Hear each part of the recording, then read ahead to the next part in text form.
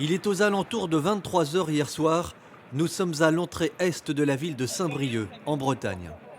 Au volant de leur tracteur, des dizaines d'agriculteurs se pressent aux 2 ronds-points situés à proximité du tribunal. C'est là qu'ils déchargent leurs remorques chargées de pneus, de détritus de toutes sortes pour y mettre le feu.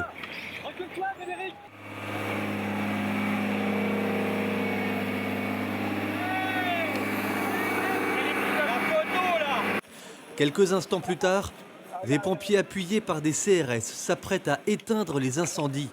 Furieux de l'initiative qui est en train de se prendre, les agriculteurs interviennent. On est à la limite de l'affrontement. Et on est là, si on est quand même, on est pas des fois, comment c'est Carrefour après quand même.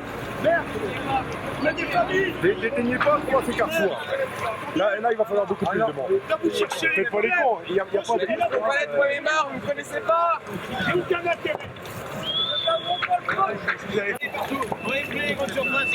Respectez-nous. On n'est pas des inconscients, on a des familles, des enfants, comme vous tous.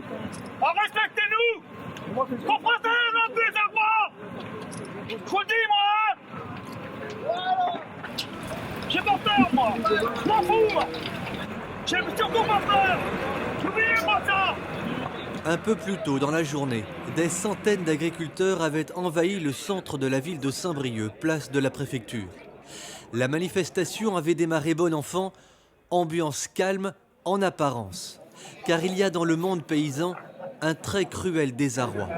On n'a pas chômé ici. Ah, depuis 1 an. Combien sont sortis la nuit?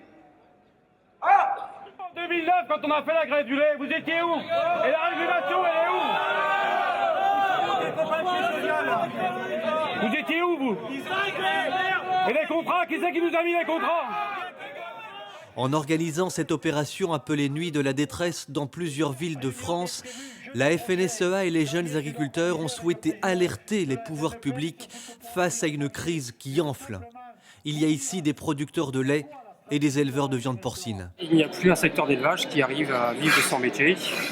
On perd de l'argent au quotidien, on s'endette pour nourrir nos animaux. Les trésoreries sont exsangues, il n'y a plus d'argent, on est à la limite de la cessation de paiement. C'est l'équivalent de 1 000 € par semaine qui aggrave le compte courant dans le négatif et les comptes courants qui aujourd'hui avoisinent les moins 140, moins 150 000 €. Et ça ne remonte pas. Donc globalement, ils étaient habitués à des cycles où le prix descendait et le prix remontait, et donc ils refaisaient leur trésorerie. Et là, donc, on voit pas le bout, quoi. On voit pas le bout et les charges en fait continuent d'augmenter, ce qui fait que je crois que c'est 30% des producteurs de porc aujourd'hui qui sont au ras du dépôt de bilan. Les cours de la viande porcine sont revenus au même niveau qu'il y a 20 ans. 1,23 € acheté aux producteurs alors que le coût de production est de 1,50 €. Résultat, des dépôts de bilan de plus en plus nombreux et une détresse de plus en plus vive dans les campagnes. Les faillites des exploitations agricoles entraînent de nombreux divorces entre conjoints dans les couples de paysans et surtout, un drame silencieux qui ne cesse pas, les suicides dans les fermes.